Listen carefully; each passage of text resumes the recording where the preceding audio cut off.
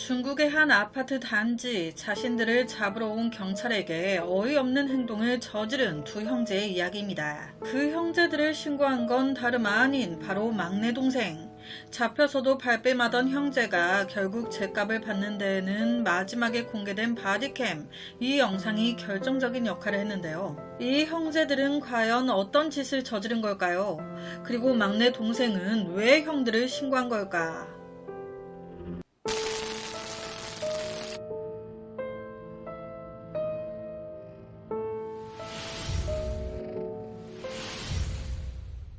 2020년 중국의 아파트 단지, 다급해 보이는 한 여성 주민이 공포에 질린 채 떠나가라 소리 지르고 있습니다. 도와주세요! 여기 좀 살려줘요! 이 소리에 놀란 몇몇 주민이 서둘러 집 밖으로 나와 보는데 이때 이들 눈에 보인 상황은 경찰관이 비틀거리면서 도망치듯 뛰어오고 있는데 이 경찰관 상태가 온몸은 무언가에 심한 상처들을 입었고 특히 그의 등은 매우 심각해 보였습니다. 아파트 경비원이 이 상황을 목격, 급히 구급차와 경찰에게 신고 출동하게 됩니다. 같은 시각 단지 내 504호에 살고 있는 마씨 집안의 셋째 마자오빈 역시 떨리는 손으로 전화를 겁니다. 어디로? 경찰서로. 그는 떨리는 목소리로 딱 한마디만을 반복했어요. 우리 형이 경찰을 해친 것 같아요. 네? 형분이 뭐 어쨌다고요? 아니, 저희 큰형과 둘째 형이 경찰을 해친 것 같다고요. 거실 바닥이 온통 붉게 물들었어요. 얼른 좀 와주세요. 몇 분 후 현장으로 경찰이 도착했고 바로 문제의 504호실 문을 여는데 아우 이게 무슨 냄새야? 거실 전체에 퍼져 있는 알 수 없는 비릿한 냄새. 확인 결과 그날 오전 경찰서에 비상수색 명령이 내려진 거예요. 근처 아파트 단지 내에 온라인 수배자인 마홍빈의 흔적이 발견됐다. 경찰은 급히 해당 아파트로 출동, 탐문 수사 및 수색을 해라. 그래서 이날 피해 경찰 4명이 문제의 아파트로 출동을 했던 겁니다. 그들의 임무는요, 딱 하나였어요. 수배자이자 둘째 형이었던 마홍빈의 신원을 확인하는 것. 이쪽에 떴다고 하니까. 사실 그들에게 이런 수색 명령은요 되게 일상적인 거였습니다. 예전부터 몇 번이고 마홍빈 떴다고 수색하라고 내려온 게 한두 번이 아니야. 거기다 갈 때마다 모두 허탕이었습니다. 이때 역시도 경찰은 대수롭지 않게 생각을 했고 그래서 이때 경찰봉, 스프레이 등 일반적인 비상 장비만을 소지하고 출동했다가 웬걸 이번에 흉기를 들고 있는 마홍빈과 딱 마주치다 못해 그의 공격까지 받아버린 겁니다. 수색 명령을 받았던 경찰 3명은 심한 부상으로 바로 병원으로 이송 치료받았습니다. 이 사건이 알려지면서 많은 사람들은요 좀 의아했어요. 그래도 경찰들인데 한 명도 아니고 3-4명이 함께 있었다는데 마홍빈한테 이 3명이 이렇게 다 속수무책으로 당했다고? 도대체 이게 무슨 상황인 걸까요? 우선 마씨 집안엔 3명의 형제가 있습니다. 첫째 마웨이빙, 둘째 마홍빙, 셋째 이번 신고자인 마자오빙. 여기서 둘째 마홍빙은요 불편한 다리로 인해 걸음걸이가 약간 쩔뚝였어요. 2005년 마씨 삼형제의 아버지가 세상을 떠난 지 얼마 되지 않아 어머니는 중풍으로 침대에 누우셨습니다. 첫째와 둘째 형은요 대체적으로 게을렀어요. 일도 안 하고 학원날 핑가핑가. 그렇다 보니 병든 어머니를 간병하는 거 자연스럽게 모두 셋째가 하게 됩니다. 그렇게 힘든 삶을 이어오다가 2016년 역시 하늘은 몇 번의 인생 역전 기회를 준다고 하죠. 이 세 형제가 살던 지역이 재개발이 들어간 거예요. 그러면서 마씨 집안은 무려 5채의 집을 받게 됩니다. 여기서 큰형이 하나 가지고요. 큰형한테 2 아들이 있었어요. 그 2 아들도 각각 하나씩 그리고 남은 2채를 둘째와 셋째가 나눠 가졌습니다. 첫째 형은요 정신질환을 앓고 있는 아내와 403호에, 셋째 동생은 어머니와 가족과 함께 504호에 살았어요. 이 사건이 알려지면서 신문이나 여러 곳에 보도가 막 되기 시작하는데 정말 이상하죠? 신문에서든 어디에서든 첫째와 셋째 이야기만 가득해. 둘째 마홍빈의 이름은 거의 언급이 안 됩니다. 왜 둘째는 언급이 안 됐지? 그 이유는요. 둘째, 거의 인생 대부분을 감옥에서 살았기 때문에. 뭐 얘기할 게 없어. 둘째는 성인이 되자마자 미친 듯이 방황하기 시작합니다. 24살 때 11년, 33살 때 6년, 40살 때 또 1년, 41살 때 또 징역 6년, 47살 때 또 징역받고 또 기어 들어가요. 그러니까 나오면 또 기어 들어가고 나오면 또 기어 들어가고 지 집이야. 계속 기어 들어가고 싶나봐. 여러분, 깜빵이 뭐 하는 곳입니까? 회개하는 곳 아니에요. 그런데 개뿔.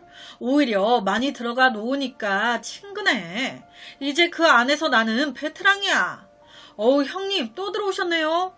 그 안에서 나름 친한 사람들도 생기고 나를 막 더 우대해주고 그러다 보니 더 오만해집니다. 실제 이 둘째가요. 재판장에서도 되게 오만한 싸가지 없는 말도 막 내뱉어요. 여기 있는 모든 검사와 판사 그리고 이 사건을 담당했던 경찰까지 나 출소하지? 너네 다 가만 안 둬. 내가 다 얼굴 기억해 놨으니까 너네 밤에 다닐 때 조심해야 될 거야. 나 분명히 경고했다. 한편 그의 형인 마웨이빙은 깜빵에 간 적은 없었어요. 하지만 자기 동생이 말도 안 되는 짓거리를 하는데 가담했습니다. 이것만 봐도 이 첫째도 제정신은 아니죠. 이 두 형제가 온라인 수배자에 등록된 이유는요. 2008년에 발생한 한 사건 때문이었어요. 당시 첫째 마웨이빙의 아들이 채무 문제로 채권자인 왕 씨에게 고소를 당한 거예요. 이때 법원은 그의 아들에게 배상 판결을 내렸습니다. 하지만 마웨이빙은 이런 판결에 극도로 불만을 품었어요. 왜?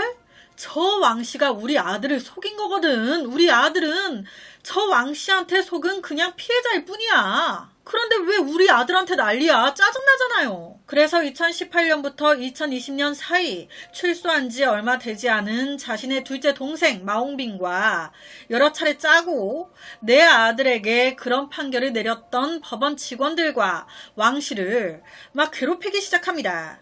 어떻게? 그들 집에 찾아가서 빨간 페인트 뿌려버리고 문을 부셔버리고 그들 차를 밀어가지고 떨어뜨려버리고 심지어 두 사람은 흉기를 들고 왕 씨를 위협, 그가 부상을 입게 하기도 했습니다. 그러니까 완전 막가파인 거예요. 네가 죽나 내가 죽나 한번 해보자. 이러니 경찰 제재 안 할 수가 있습니까? 뭔 일 나게 생겼는데.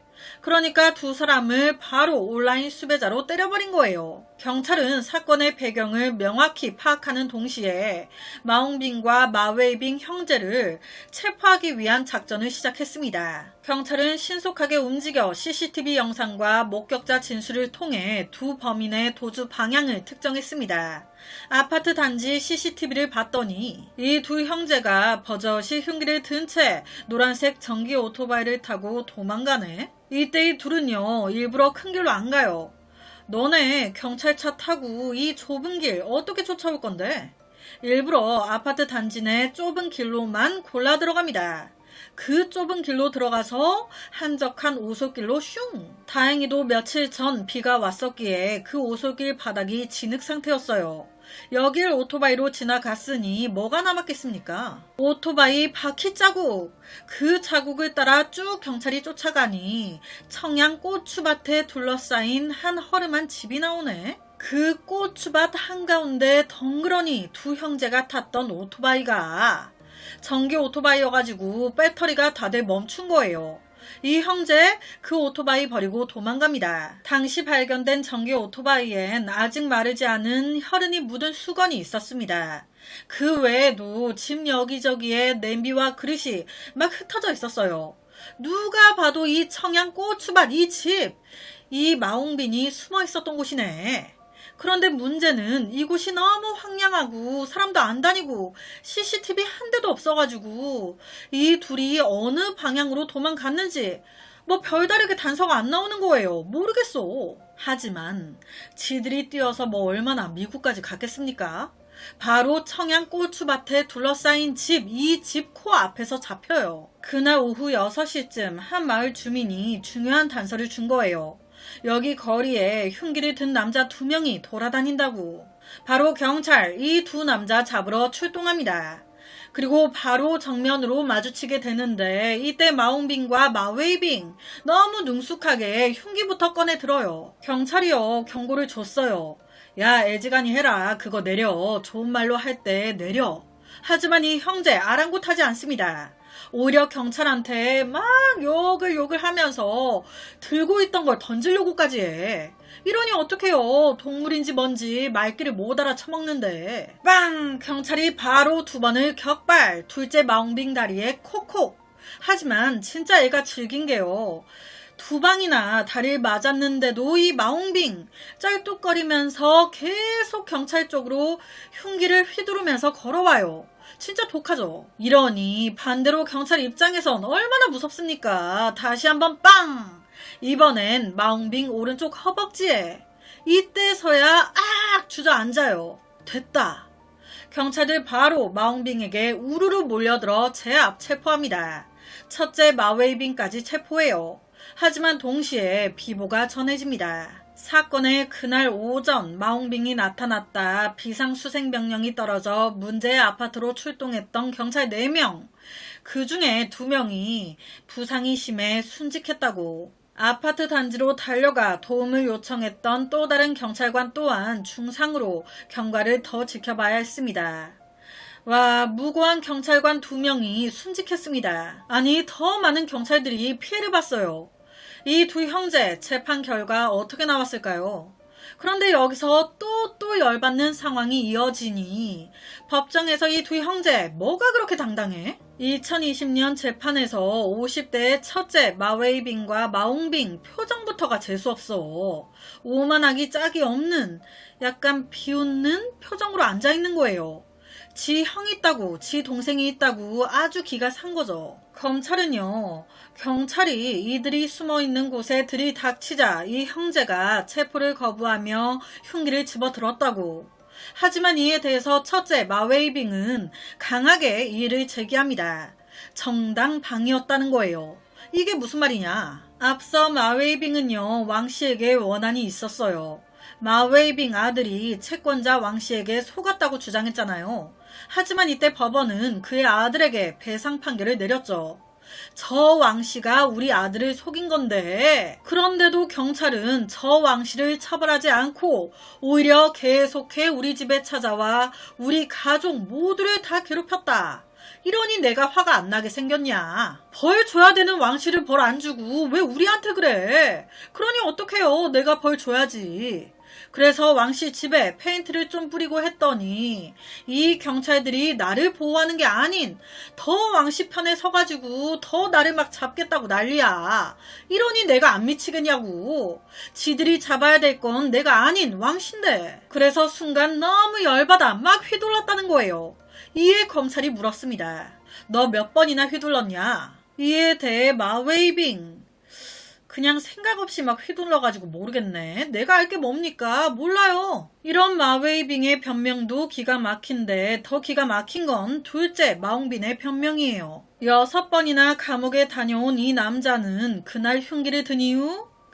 제가 그날 간만에 형제들이 다 모이기도 했고 해서 가족들 식사 대접을 해주려고 칼을 들고 음식을 만들고 있었습니다. 그런데 갑자기 벨이 울리더라고요. 바로 첫째 마웨이빙 형이 나갔는데 한 몇 분 있다가 막 소란스럽길래 요리하다가 중간에 아무 생각 없이 요리한다고 손에 들고 있던 걸 그대로 들고 형 왜 그래? 하면서 나갔죠. 봤더니 형이 경찰과 막 싸우면서 대치하고 있더라고요. 그걸 본 그 순간 저도 모르게 너무 놀래서 우선 경찰들한테 나가라고 한다는 게 요리하던 참이었다 보니 칼을 들고 있어가지고 나가라고 하다가 이렇게 돼버린 거예요. 즉 일부러 죽이려고 한 건 아니다. 이 말 진짜인 걸까요? 얘네들은요, 간과한 게 하나 있었어요. 경찰들이었잖아요. 집행 기록 영상 장치가 있었습니다. 경찰이 수색하러 갔을 때 그들 몸에 바디캠을 달고 있었던 거예요. 이게 있을 거라곤 꿈에도 몰랐겠죠. 여튼 법정에서 당시에 그날 그 바디캠이 공개됐습니다. 사건 당일 오전 10시 14분경 4명의 경찰이 504호 문을 두드렸습니다. 이때 문을 연 사람은 셋째 마자오빙이었어요. 문이 열리자마자 경찰은 집 안으로 들어갔습니다. 이때 둘째 마옹빙은 주방에 숨어 있었어요. 이걸 알게 된 경찰이 그에게 여러 차례 신분 확인을 요구했습니다. 하지만 거부당해요. 이런 상황에 순직한 경찰관 중 한 명이 마옹빙에게 구두 경고를 내린 거예요. 버텨봤자 좋을 게 없다. 같이 가자. 하지만 마옹빙 끝까지 협조하지 않았고 심지어 여러 번 흉기를 들고 밖으로 도망가려고 했습니다. 그런데 도망가려다가 막히니 마옹빙의 감정이 더 격해지기 시작해요. 한 손에 흉기를 들고 주방 창문을 통해 밖으로 매달려가지고 야 경찰 안 꺼져? 야 꺼지라고. 나 그럼 뛰어내린다. 이때 셋째 마자오빙이 막 설득해가지고 겨우 내려와요. 출동 당시 현관문이 닫혀있지 않아 10시 20분경 큰형 마웨이빙이 칼을 들고 문 밖에서 안으로 돌진해 들어왔습니다. 그리고 바로 이 두 형제 서로 아이 컨택을 하네. 무슨 영화에서 영웅 둘이 서로 힘을 합치듯이 무슨 지들끼리 막 눈빛 교환을 하더니 동시에 갑자기 경찰이 막 공격하기 시작한 거예요. 그리고 얼마 안 가 카메라가 심하게 흔들리더니 몇 초 후 화면이 꺼졌습니다. 이 현장에 유일한 목격자가 있습니다. 눈치 빠르신 분들 누군지 아시겠나요? 바로 사건의 그 집 셋째 마자오빙의 집이었어요. 유일한 목격자 마자오빙 그날에 대해 보충 설명을 해줍니다. 그날 경찰분들 바로 신분증 보여주시면서 이번에 온 건 그냥 확인차 온 거다. 별다르게 위협적인 말을 한 것은 없었습니다. 오히려 집에 같이 있던 형이 갑자기 튀어나와서 경찰을 공격했습니다. 뭐 막을 새도 없이 벌어졌어요. 즉 이 두 형제의 말은 거짓말. 결론은 이 마시 형제 둘 다 사형이 선고됩니다. 마시 형제의 칼은 경찰을 향했고 가정을 산산조각 냈습니다. 그리고 그들의 앞길도 스스로 끊어버렸어요. 이제 큰형과 둘째 형은 최고형을 선고받았고 셋째는 아픈 어머니와 형수 곁을 홀로 지키면서 앞으로의 삶을 버텨야만 합니다. 하지만 솔직히 이런 건요. 지들이 자초한 거 아니에요. 지들이 한 짓에 대한 책임인 거잖아. 왜 그들이 저지른 악행 때문에, 왜 쟤들 때문에 자신의 임무를 다한 경찰이 왜 억울하게 목숨을 잃어야 합니까? 그의 가족들에도 무슨 죄예요? 와, 이런 거 보면 진짜 신은 있는 걸까 싶기도 하면서 안타깝습니다. 오늘 제가 준비한 사건은 여기까지입니다. 어떻게 들으셨나요? 오늘 사건에 대한 여러분의 의견 많이 남겨주세요. 댓글과 좋아요는 제가 준비하는데 정말 많은 힘이 됩니다. 공감되는 댓글은 제가 꼭 상단에 고정시켜 놓겠습니다. 매일 저녁 9시 모미지 업로드 구독과 좋아요 그리고 새로운 영상이 업로드 될 때마다 띠링띠링 알려주는 알람 설정까지 한 번씩 부탁드립니다. 내일 저녁 또 다른 사건으로 찾아뵙겠습니다. 내일 봬용.